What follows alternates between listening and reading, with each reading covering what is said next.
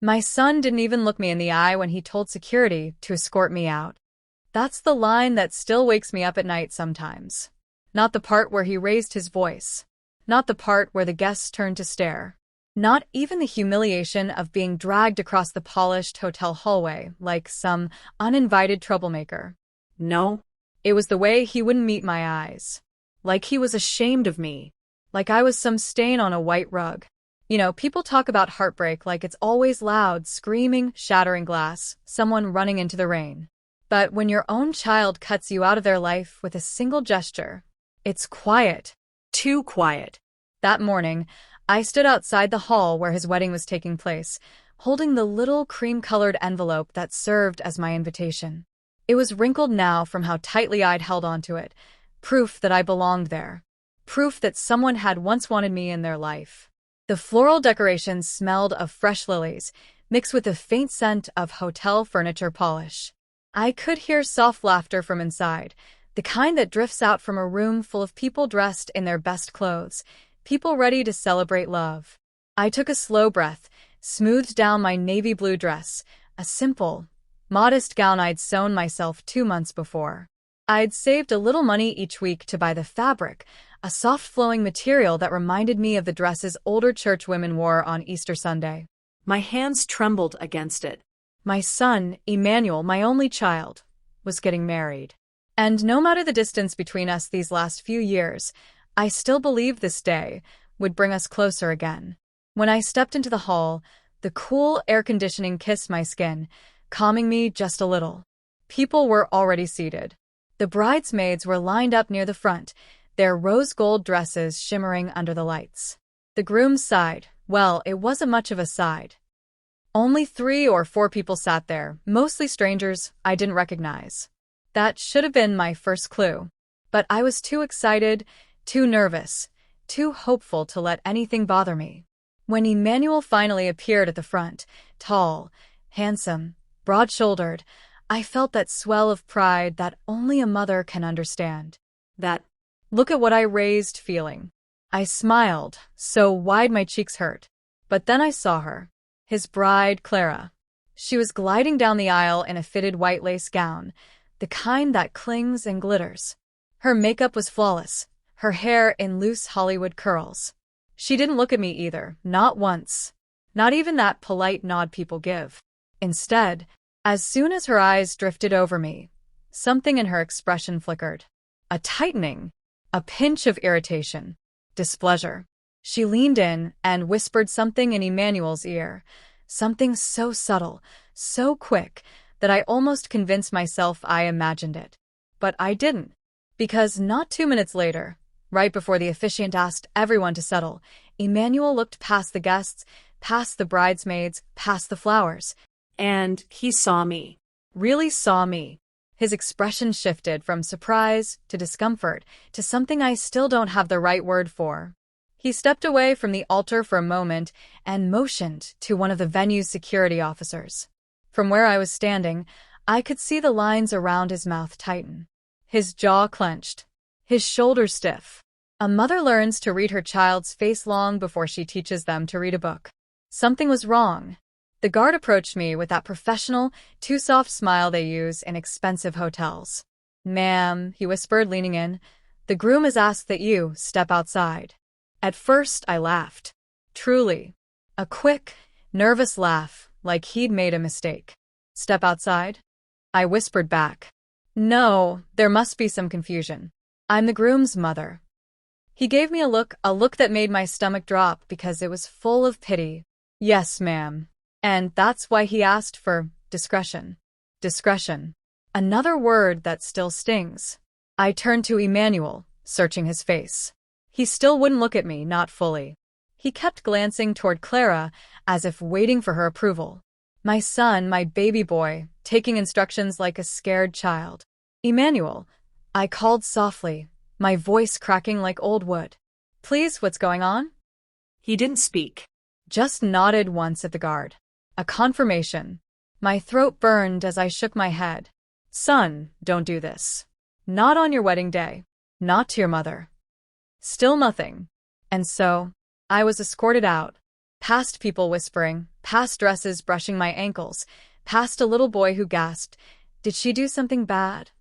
I didn't cry then. No. That came later. But as those double doors closed behind me with a soft click, I felt something inside me fold, like a paper bird crushed in a fist. And that's where the story truly begins. People often think heartbreak starts at the moment of betrayal. But heartbreak is usually built quietly, piece by piece, long before the dramatic moment. Back when Emmanuel was young, our life was simple. A small two-bedroom apartment with cracked tiles, a humming refrigerator, and a radio that only picked up one gospel station clearly. I worked long hours as a seamstress at a little corner shop run by an old widow named Mama Iridi. She always smelled of ginger tea and hair pomade. Emmanuel would sit on the stool in the back while I worked, tapping his pencil on his homework, asking me questions between stitches. The sound of the sewing machine became the soundtrack of his childhood. The whirring, the ticking, the gentle floor vibrations. We were close. So close. He used to hold my hand when walking to school, even at 12, when most boys were pretending to be too grown. But closeness can shift, slowly, like the way a river changes its path. He got into university on scholarship. I remember hugging him tight at the bus station, the smell of diesel in the air, the brown dust settling on our clothes, and me ignoring how people stared as I kissed his forehead goodbye. At first, he called every night, then a few times a week, then only when he needed advice, then only when he needed money. But even that was fine by me. Parents don't keep score. It wasn't until a few years later when he mentioned a girl named Clara that everything changed. But that is for the next part.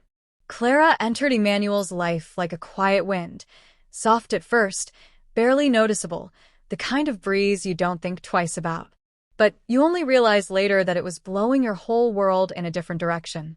He'd mentioned her casually on the phone one evening. Mum, there's this girl I'm seeing," he'd said, half distracted.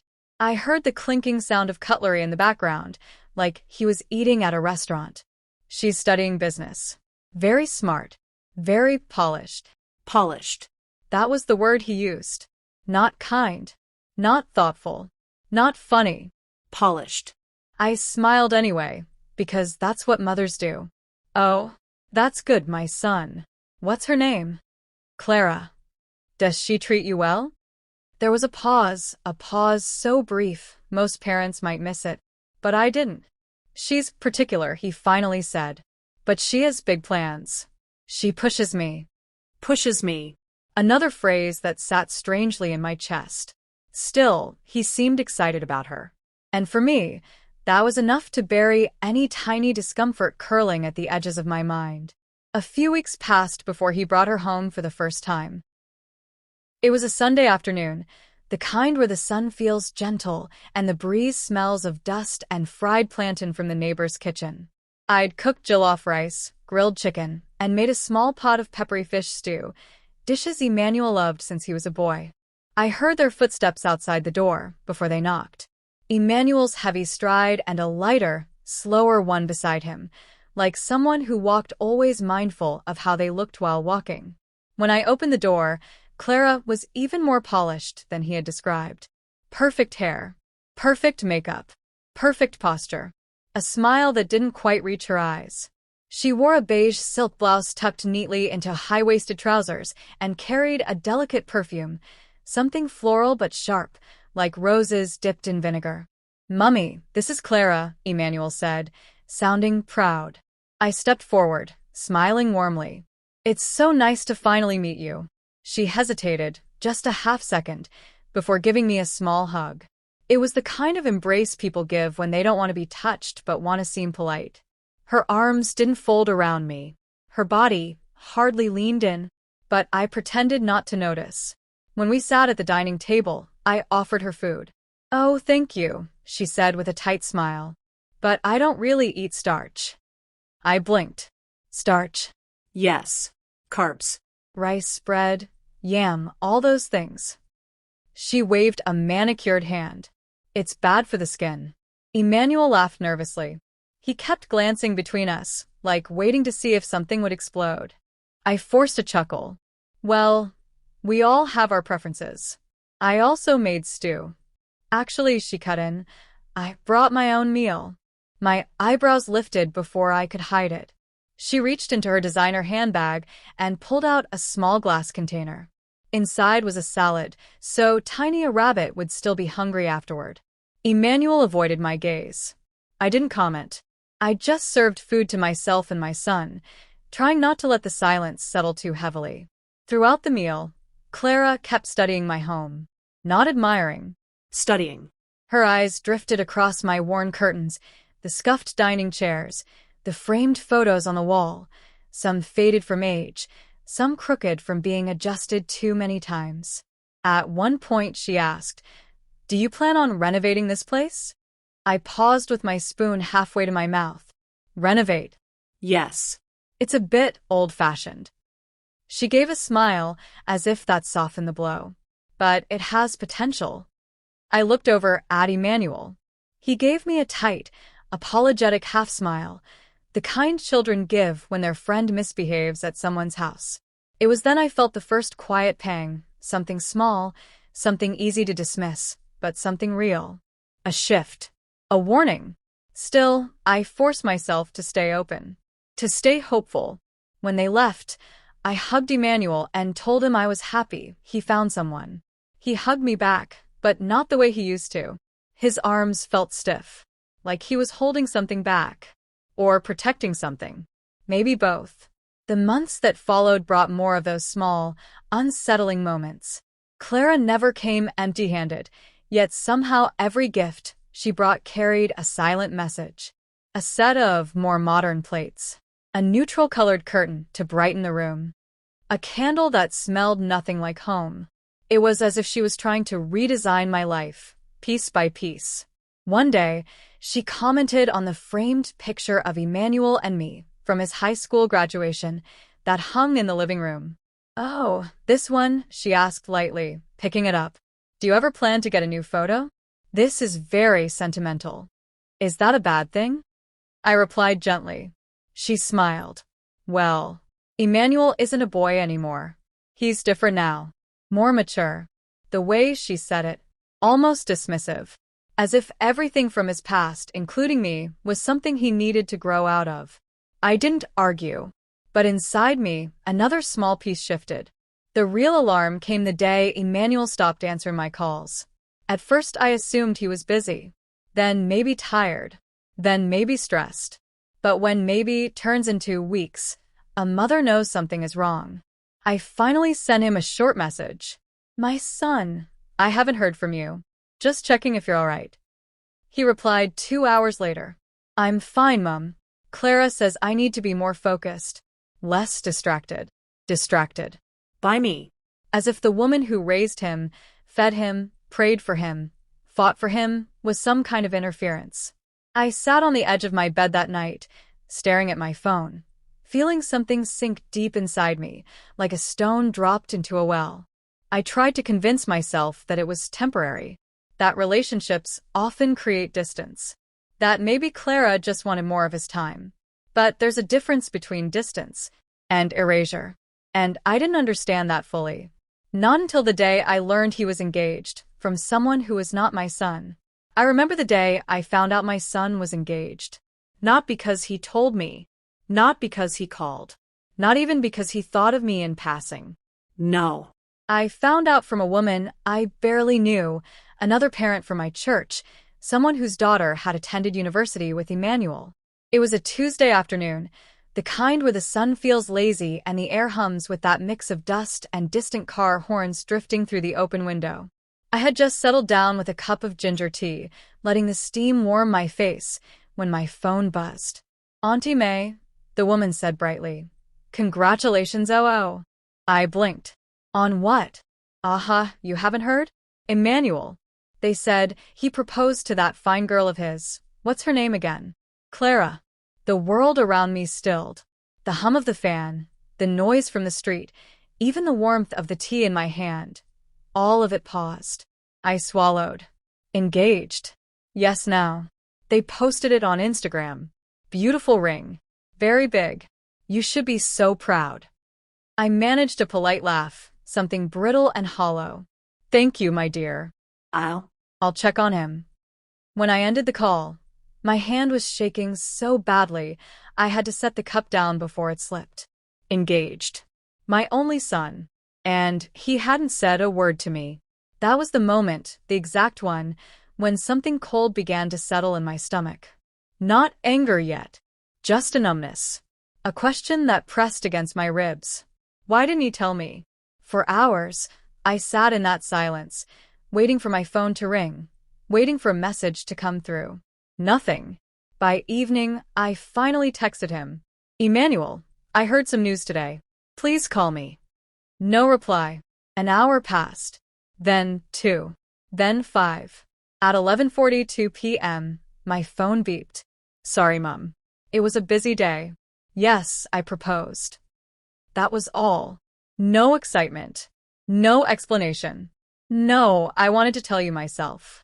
Not even a picture of the ring, as children often do when they want to share their joy. Just a dry confirmation. I typed and erased my reply 5 times before sending. Congratulations, my son. I'm happy for you. When can we talk?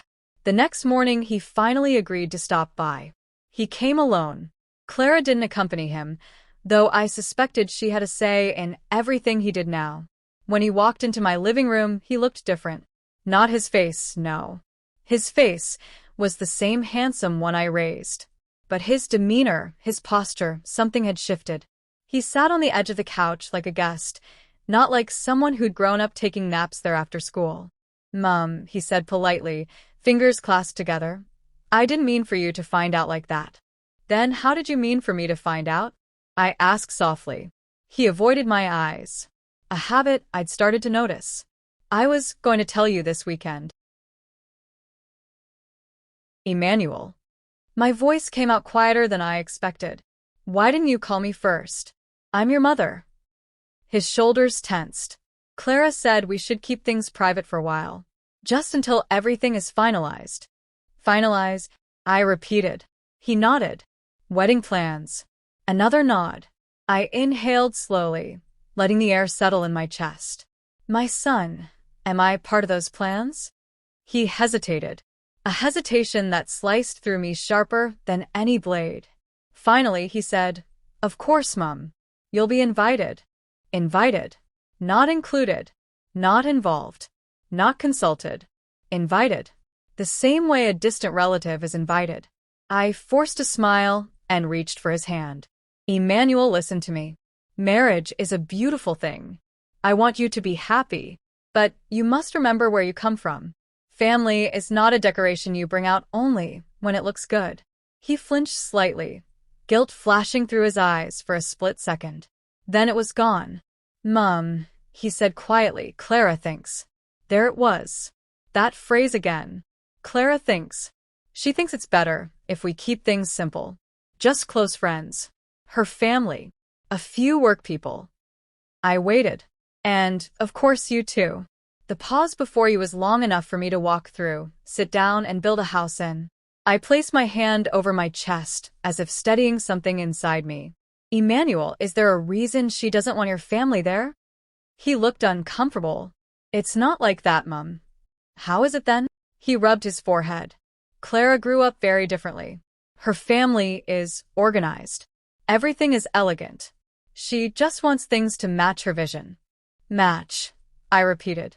Like outfits. No, Mum, I didn't mean. Or like people? He sighed. Mum, please don't start. I didn't start. The truth was already halfway down the road. After a moment, I whispered. Does she think I'll embarrass you? Is that it? His face went still, too still.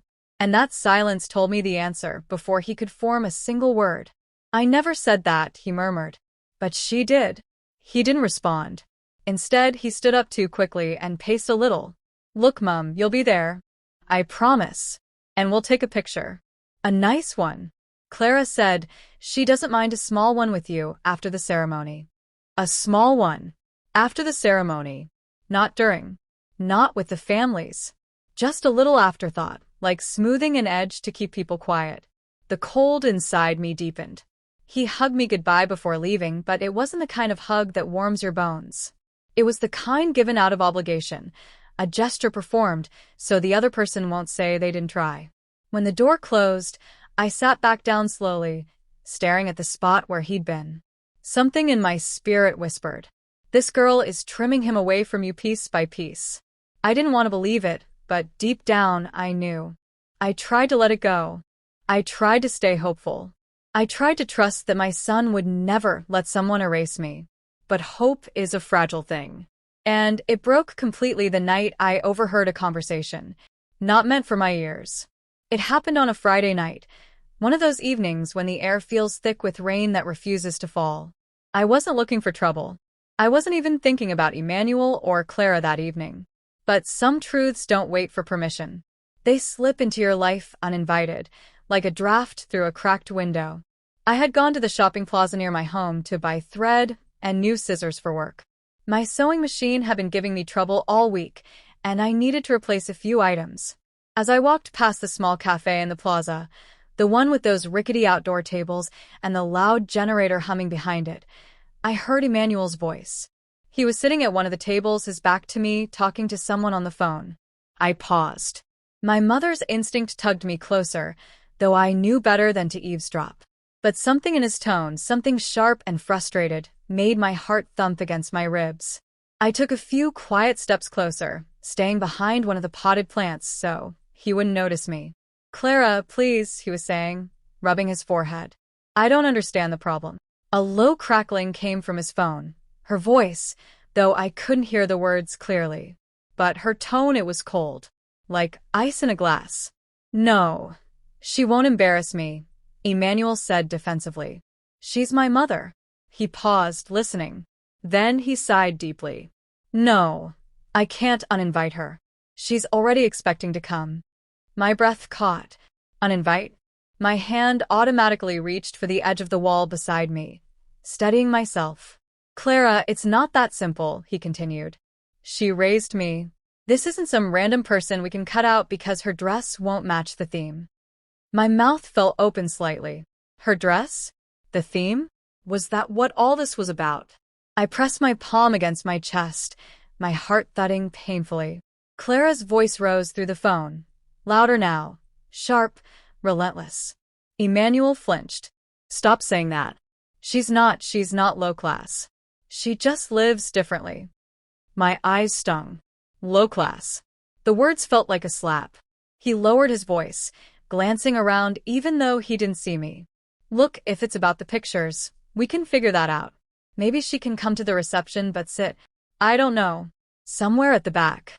My stomach twisted. Reception. Back. He was negotiating my presence like I was an unruly guest, not his mother. Another burst of angry static from the phone. "No," he snapped suddenly. "I won't tell her not to take photos. What is this? This wedding is supposed to be for both of us." There was more static. Then Emmanuel's voice softened. "No, baby, don't cry. I'm sorry. I didn't mean to upset you. I don't want to hurt my mom." He paused. "Of course I choose you, but I just want peace." Choose you.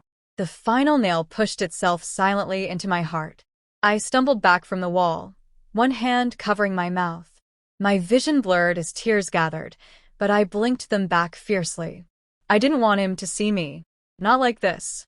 Not with my heart split open. I turned and hurried away, my steps unsteady. That night, I barely slept. I lay awake, staring at the ceiling fan spinning lazily above me, hearing Emmanuel's words over and over. "She won't embarrass me. She's not low class. Sit somewhere at the back. Of course I choose you." Every sentence chipped away at something inside me.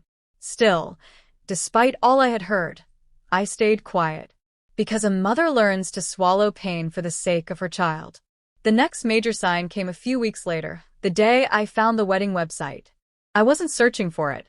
It appeared in a group chat. Someone posted the link with excitement. A sleek, elegant page opened on my small phone screen. White background, gold accents, professional photos of Emmanuel and Clara smiling in coordinated outfits. I scrolled. The story of how they met, how he proposed, photos from their engagement shoot. Then I reached the family section. Her parents had a long, detailed write-up, photos, titles, accomplishments, a glowing tribute. Her siblings each had a short paragraph. Then I checked Emmanuel's side. A cousin, 2 friends, a mentor from university. But where was I? I scrolled slowly, carefully, trembling. Nothing. No mention of me. Not even a single line. I refreshed the page, thinking maybe my phone hadn't loaded the entire site. Nothing changed. It was as if Emmanuel had appeared in this world without a mother at all. Something inside me cracked then. Not broken fully, no, not yet, but cracked. I closed the website and placed the phone face down on my lap, breathing deeply, trying to calm the shaking in my fingers. I whispered aloud, God, please don't let this be what it looks like. But God gives truth even when we don't want it. Everything accelerated after that. The calls between Emmanuel and me grew shorter. He always seemed distracted, always in a hurry, always on edge. Whenever I asked about wedding plans or how I could help, he brushed it aside. We've got it, Mum. Clara's handling that part. We'll send you the details later. Later never came. 2 weeks before the wedding, he finally sent me a small, plain digital invitation. No personal message. No, I can't wait to see you. Just the date, time, and dress code. Neutral tones only. I stared at that line for a long time. Neutral tones. Beige. White. Champagne. Pastel shades. Nothing vibrant. Nothing joyful. Nothing that looked like me. But I folded myself into their vision like a piece of cloth, forcing myself to fit. Because I loved my son. The real betrayal, the moment that shattered any remaining illusions, happened 5 days before the wedding. I had gone to pick up the head tie I'd carefully chosen, a soft gray one so I wouldn't stand out too much, when I ran into one of the bridesmaids at the market. Her name was Kemi, a sweet girl I'd met once during Clara's visit. She looked nervous when she saw me, glancing around as if checking who else was nearby. Auntie, she said gently, can we talk? There was something in her voice, urgency, compassion, fear, that made my heart squeeze. What is it, my dear? She hesitated, then she spoke the words that tore my world open. Auntie, Clara doesn't want you at the wedding. She's been planning it for months. Everything went quiet. My breath, my heartbeat, even the sounds of the bustling market behind me. She said, you don't fit the image she wants, Kemi whispered. She told the planner to make sure you're seated far from the front. She even told the photographer not to take pictures of you. My hand flew to my mouth. The photographer, the seating, the image. Everything suddenly made sense. She said she wants to remove distractions. Kemi continued, eyes glossy with guilt. Ani, I'm so sorry. I didn't think it was right. I thought you should know. My knees weakened. I reached for a stall table to steady myself. Clara didn't just dislike me. Clara didn't just misunderstand me. Clara was erasing me from my own son's life. And the worst part? Emmanuel was letting her. I inhaled shakily, feeling something deep inside me shift, a mixture of heartbreak, clarity, and a growing fire I didn't yet understand. I whispered, thank you, my dear. Because truth, no matter how painful, is better than a lie wrapped in decoration. And with that truth, the story tumbled straight into the day that changed everything. The wedding day, where the betrayal became public, where the humiliation unfolded like a well-rehearsed play, where everything inside me broke, but where something else, something stronger, began to rise. It was late evening when the call came. Mama Evelyn was sitting alone on the old veranda, her hands wrapped tightly around a cup of cold tea she had forgotten to drink. The air was quiet, too quiet. Her phone buzzed. Unknown number. She hesitated, answered. A deep male voice spoke. Good evening, Ma. Are you the mother of Mr. Daniel? Her heart froze. She clutched her chest. Yes, I am. What happened? There was a pause, long enough to break somebody's soul. Ma, your son was involved in an incident. We need you to come to St. Andrew's Hospital immediately." The world around her blurred. The cup fell from her hands. Her legs trembled. But she ran, barefoot, breathless, desperate. Fluorescent lights, long corridors, nurses whispering. The atmosphere felt heavy, as if sorrow itself was waiting for her at the door. A doctor approached, face serious but gentle. "Are you Mama Evelyn?" She nodded, shaking. "Your son is alive." Those 3 words hit her like rain hitting dry soil. She gasped, covering her mouth. Tears fell instantly. But the doctor continued quietly. He was beaten by the same people he ran away with. They left him on the roadside. Mama Evelyn staggered, gripping the wall. The pain wasn't just over her son being attacked. It was the realization. All that betrayal, all the tears, all the disrespect had led him to destruction. When she was finally allowed into the room, she stopped at the doorway. Her once proud son, the boy who yelled at her, who walked away without looking back, now lay weak, bruised, eyes swollen, face stitched, breathing hard. He opened his eyes slowly. Their eyes met, and something broke inside both of them. He whispered, voice cracked. "Mama, I'm sorry." It wasn't loud. It wasn't dramatic. But it was real. A confession born out of pain, shame, and awakening. Mama Evelyn walked to him, hands trembling, tears falling freely. She touched his forehead gently, as if afraid he would disappear. "My son, I never stopped praying for you," he cried, silent tears sliding sideways on the pillow. For the first time since he became a man, he looked like the little boy she raised. She sat beside him all night, whispering prayers, cleaning his wounds, holding his hand whenever he winced. And somewhere in those quiet hours, a new bond was rebuilt. Not perfect, not complete, but alive. It was in that hospital room that Daniel finally understood. The friends he ran after didn't love him. The world he chased only used him. The only person who truly stood by him was the same mother he abandoned. And Mama Evelyn, though heartbroken, finally saw a small light ahead. Her son, her lost son, was finding his way home. My dear listeners, if you've stayed with me till the end of this story, then your heart has walked through every shadow, every tear, every healing breath alongside me. And now I want to leave you with one gentle question. If this were your child, would you still have opened the door for him? Or would you have closed your heart the way he once closed his to you? Life will always test the strength of family ties. Some bonds break, some bend, and some, by God's grace, find their way back home. If this story touched you, if you felt a lesson whisper into your spirit, or if it reminded you of the quiet strength inside every mother, then, my dear friend, I invite you to join our growing family here on Voice of Mrs. Addison. This is where we tell the stories that real hearts understand, stories that comfort, stories that reveal, stories that heal. So please, subscribe to the channel. Share your thoughts in the comments. I truly read them. Turn on your notifications so you don't miss the next story that might speak to your own life. Thank you for sitting with me today. Thank you for letting me share my heart with you. And thank you for being part of the Voice of Mrs. Addison family, where every story carries a lesson and every listener is loved. Until next time, my dear, stay safe, stay gentle, and may your home be filled with peace.